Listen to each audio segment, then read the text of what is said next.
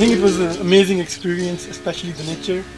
It's one of the best experiences that I've made till now in Kyrgyzstan. I have seen a lot of places, I've traveled a lot, but it was first time completely in the wild nature. We came from Osh with a jeep.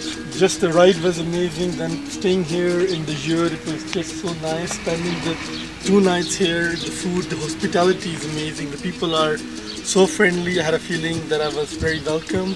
Then we went the whole day on the Russian jeep, an old jeep in the mountains, and it was really beautiful. I felt like more beautiful than Switzerland.